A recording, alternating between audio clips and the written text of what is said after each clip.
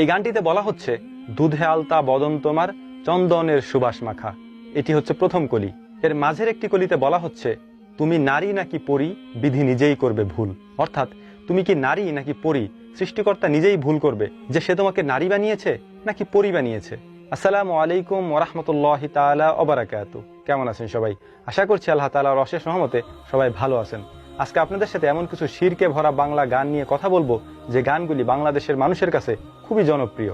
শুধু বাংলাদেশি মানুষ না, বাংলা ভাষাভাষী সব মানুষের কাছেই জনপ্রিয়। কি সেই গানগুলি যে গানগুলির মধ্যে শিরকে ভরপুর, যে গানগুলিতে আল্লাহ তাআলার সাথে শিরিক করা হয়েছে, কিন্তু হরহামেশাই মানুষ সেই গানগুলি জেনে না জেনে, বুঝে না বুঝে মুখে আওড়াতে থাকে। মূল আলোচনায় যাওয়ার আগে একটি কথা আপনাদেরকে বলে নিচ্ছি। আমি যখন এর আগে হিন্দি গান নিয়ে একটি ভিডিও বানিয়েছিলাম, অর্থাৎ হিন্দি যে গানগুলিতে শিরক রয়েছে সেই গানগুলি নিয়ে যখন একটি ভিডিও বানিয়েছিলাম, সেই ভিডিওতে অনেকেই ওই গানগুলিকে জায়েজ করার অনেক চেষ্টা করেছেন। অর্থাৎ ওই গানগুলিতে শিরক নাই, এই কথাটা এমন হবে অমন হবে ব্যাখ্যা দিয়েছেন অনেকে, কিন্তু মূলত ওই গানগুলিতে শিরক রয়েছে। যে বিষয়গুলিতে শিরক আছে, সন্দেহ আছে যে শিরক হতে পারে, ওটা চূড়ান্ত শিরক, এতে কোনো সন্দেহ নাই। সন্দেহ যদি হয় তাহলে সেদিকে আপনি কেন যাবেন? আপনার ঈমান আকীদা ঠিক করার দায়িত্ব তো আপনার, তাই না? তো চলুন কথা না বাড়িয়ে কোন কোন বাংলা জনপ্রিয় গানগুলিতে শিরক রয়েছে সে বিষয় সম্পর্কে জেনে আসি। আজকে আমাদের বাংলা গানের শিরকের তালিকায় যে গানটি প্রথমে আছে সেটি বাংলাদেশের মানুষের কাছে খুবই জনপ্রিয় একটি গান। মানে কি বলবো, এই গানের জনপ্রিয়তা এত বেশি, আমি ইউটিউবের ভিউ দেখলাম, আসলে তাতে আপনি বুঝতে পারেন আসলে ভিউ দেখার দরকার নেই। মানে ছোটবেলা থেকে এই জিনিসগুলি শুনেছি, কারণ আশেপাশে সব জায়গায় বাজতো, কানে আসতো, বুঝতাম না তখন। কিন্তু যখন থেকে বুঝতে শুরু করেছি যে আসলেই তো এই গানগুলিতে শিরক রয়েছে, তখন আসলেই মাথায় হাত দেওয়ার মতো অবস্থা যে কত বড় শিরকি কথাবার্তা এই গানগুলির মধ্যে রয়েছে। তো চলুন কথা না বেরিয়ে আমরা 1 নম্বর গানের দিকে এগিয়ে যাই। আমি আসলে লিখে রেখেছি, এই জন্য আমার বারবার দেখতে হচ্ছে। 1 নম্বর গান, এটি হচ্ছে বাংলা চলচ্চিত্রের একটি গান। এই গানটিতে বলা হচ্ছে, দুধে আলতা বদন তোমার, চন্দনের সুবাস মাখা। এটি হচ্ছে প্রথম কলি। এর মাঝের একটি কলিতে বলা হচ্ছে, তুমি নারী নাকি পরী, বিধি নিজেই করবে ভুল। অর্থাৎ তুমি কি নারী নাকি পরী, সৃষ্টিকর্তা নিজেই ভুল করবে যে সে তোমাকে নারী বানিয়েছে নাকি পরী বানিয়েছে। মানে সৃষ্টিকর্তা তোমার সৃষ্টি দেখে, তোমার সৌন্দর্য দেখে কনফিউশনের মধ্যে পড়ে যাবে সে কি তোমাকে নারী বানিয়েছে নাকি পরী বানিয়েছে। এটি হচ্ছে সরাসরি একটি বাংলা গানের কথা। এখানে কোনো মার প্যাচ নাই, এখানে কোনো ঘোর প্যাচ নাই। সরাসরি বলা হচ্ছে তুমি নারী নাকি পরী, বিধি নিজেই করবে ভুল। অর্থাৎ সৃষ্টিকর্তা নিজেই ভুল করবে যে সে তোমাকে নারী বানিয়েছে নাকি পরী বানিয়েছে। এর কারণ হচ্ছে তোমার সৌন্দর্য এত বেশি যে সে কনফিউশনের মধ্যে পড়ে যাবে। কেউ যদি মুখে উচ্চারণ করে, কেউ যদি বলে সৃষ্টিকর্তা ভুল করতে পারে, তাহলে তার ঈমান থাকবে? আপনার কি মনে হয় থাকতে পারে?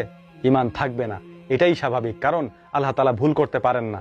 এই কথা মুখ দিয়ে যে আওড়াবে, এই কথা মুখ দিয়ে যে উচ্চারণ করবে, সাথে সাথে তার ঈমান চলে যাবে, কারণ সৃষ্টিকর্তা সমস্ত ভুলের ঊর্ধ্বে। আর কি এমন সৃষ্টি করেছেন, একজন নারীকে সৃষ্টি করে সৃষ্টিকর্তা ভুল করতে পারেন, এই কথা মুখ দিয়ে উচ্চারণ করলেন আপনি কিভাবে?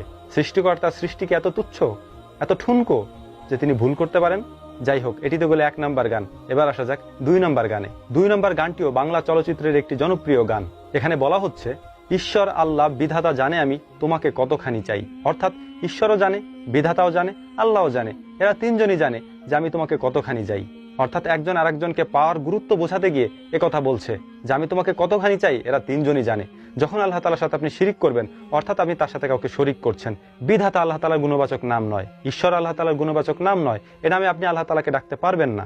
যখন আপনি সবাইকে খুশি করার জন্য বলবেন যে ঈশ্বর আল্লাহ বিধাতা সবাই জানে যে আমি তোমাকে কতখানি চাই, তখন স্পষ্টত এটা শিরকের মধ্যে পড়ে যাবে। শুধু শিরক না, শিরকে আকবরের মধ্যে পড়ে যাবে, অর্থাৎ বড় শিরকের মধ্যে পড়ে যাবে। যে শিরক সম্পর্কে আল্লাহ তাআলা বলছেন তুমি তওবা না করলে তোমার ক্ষমা পাওয়ার কোনো সুযোগ নাই, কোনো চান্স নাই, থাকার জায়গা সরাসরি জাহান্নাম।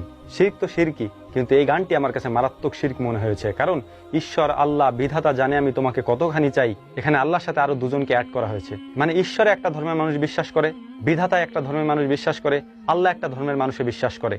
এখন যিনি লেখক তিনি 3 ধর্মের মানুষকে একত্রিত করে এই গানটি বাজারে ছেড়ে দিলেন, অথচ তিনি জানলেন না এই গানটির মধ্যে মারাত্মক শিরক করা হলো। আমরা বিশ্বাস করি সমস্ত কিছু একমাত্র আল্লাহ তাআলাই জানেন।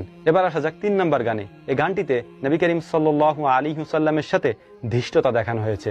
কি ধৃষ্টতা দেখানো হয়েছে আমি আপনাকে বলছি। এই গানটিও বাংলা চলচ্চিত্রের একটি গান। এখানে বলা হচ্ছে, বাবা যে আমার সোনার মদিনা, বাবা যে আমার স্বর্গের ঠিকানা। প্রথম কথা হচ্ছে, আপনি আপনার বাবাকে যদি মদিনার সাথে তুলনা করেন, তাহলে কার সাথে বেয়াদবি করা হয়? মদিনা এমন একটি শহর যে শহরে দাজ্জাল প্রবেশ করতে পারবে না। আপনার বাবার কাছে দাজ্জাল আসবে না, আমার বাবার কাছে দাজ্জাল আসবে না, তাহলে আমার আপনার বাবা কিভাবে সোনার মদিনা হয়? সোনার মদিনা বলতে আপনি কি বোঝাতে চেয়েছেন? মদিনার পবিত্রতাকে বোঝাতে চেয়েছেন, মুহাম্মদ সাল্লাল্লাহু আলাইহি সাল্লামের রওজাকে বোঝাতে চেয়েছেন। সেখানে আল্লাহ রাসূল সাল্লাল্লাহু আলাইহি ওয়াসাল্লামের রওজা আছে, এর জন্য আপনি সেখানকার উদাহরণ দিয়েছেন। কিন্তু আপনার বাবার সাথে এই উদাহরণ যায়? আপনাকে আমি ছোট্ট একটি উদাহরণ দিই। আল্লামা ইকবাল রহমতুল্লাহ আলাইহি তিনি তার কোনো একটি কবিতার বইয়ের মধ্যে লিখে রেখেছিলেন, তিনি পাশ্চাত্যে বড় হয়েছেন, তিনি লিখেছিলেন যে আমি পাশ্চাত্যে বড় হয়েছি, পাশ্চাত্যে পড়াশোনা করেছি, কিন্তু পাশ্চাত্যের এই সভ্যতা আমার চোখকে স্পর্শ করতে পারেনি, কারণ মদিনার ধুলাবালিগুলি আমার চোখের মধ্যে সুরমার মতো লাগানো ছিল। আল্লামা ইকবাল এই কথা কেন বলেছিলেন জানেন? কারণ এ শহরে দাজ্জাল প্রবেশ করবে না, পুরো পৃথিবীতে দাজ্জাল যাবে, কিন্তু এই শহরে দাজ্জালের ফিতনা আসবে না, এখানে দাজ্জাল প্রবেশ করতে পারবে না। এই শহর এত পবিত্র। এখন যদি এই পবিত্র শহরের সাথে আপনি আপনার বাবাকে তুলনা করেন, এটা চরম আকারে ধৃষ্টতা দেখানো হয়। এই কাজটি অবশ্যই করবেন না। আর মোস্ট ইম্পর্টেন্ট কথা হচ্ছে, আল্লাহ রাসূল সাল্লাল্লাহু আলাইহি সাল্লাম বলছেন, যে ব্যক্তি গান শুনবে তার হৃদয়ে কপটতা সৃষ্টি হবে। কেউ যদি গান শুনতে শুনতে ইন্তেকাল করে, কানের মধ্যে ইয়ারফোন দিয়ে হাই বিটে গান ছেড়ে ওই অবস্থায় যদি কেউ মারা যায়, সে জাহান্নামে যাবে। নবী করিম সাল্লাল্লাহু আলাইহি সাল্লামের স্পষ্ট হাদিস এগুলি। গান শোনা তো এমনিই হারাম, তারপরও আমি কয়েকটি উদাহরণ আপনাকে দিলাম যে আপনি গান কেন শুনবেন না। কারণ অনেক গানের মধ্যে এ ধরনের শিরকের কথা আছে, আরো অনেক গান আছে এরকম যেগুলি আপনি না জেনে না বুঝেই মুখ দিয়ে আওড়ান, অথচ শিরকের মধ্যে আপনি পড়ে যাচ্ছেন। এগুলো আল্লাহ তাআলা আপনার ক্ষমা করবেন না। এজন্যই আপনাদেরকে সতর্ক করার জন্য এই গানগুলি আপনাদের সামনে তুলে ধরলাম। এরকম সব গানগুলির মধ্যে ছোটখাটো শিরিক রয়েছে, ছোটখাটো বেয়াদবি রয়েছে, ইসলাম সম্পর্কে কটূক্তি রয়েছে। এজন্যই সব ধরনের গান থেকে আমরা অনুৎসাহিত করি আপনাদেরকে শোনার জন্য। শুনবেন না কোনো গান, আল্লাহ তাআলা নিষেধ করেছেন, রাসূল সাল্লাল্লাহু আলাইহি ওয়াসাল্লাম নিষেধ করেছেন, শোনা যাবে না। এগুলি হৃদয়ে কপটতা সৃষ্টি হবে, মনে হচ্ছে যে শান্তি পাচ্ছি, কিন্তু শান্তি পাচ্ছেন না, অশান্তিতেই পূর্বেন। আশা করি কথাগুলি বুঝতে পেরেছেন। আল্লাহ তাআলা এই ধরনের ফিতনা থেকে আমাদেরকে বেঁচে থাকার তৌফিক দান করুন, এই ধরনের শিরক থেকে আমাদেরকে বেঁচে থাকার তৌফিক দান করুন, এই ধরনের গান থেকে আমাদেরকে বেঁচে থাকার তৌফিক দান করুন, সমস্ত ধরনের গান থেকে আমাদেরকে বেঁচে থাকার তৌফিক দান করুন। ওমা তাওফিকা ইল্লা বিল্লাহ। নাসরুম মিনাল্লাহ, ফাতহুল কারীব, ওয়া আখিরু দাওয়ানা আলহামদুলিল্লাহি রাব্বিল আলামিন। আসসালামু আলাইকুম ওয়া রাহমাতুল্লাহি তাআলা ওয়া বারাকাতুহু।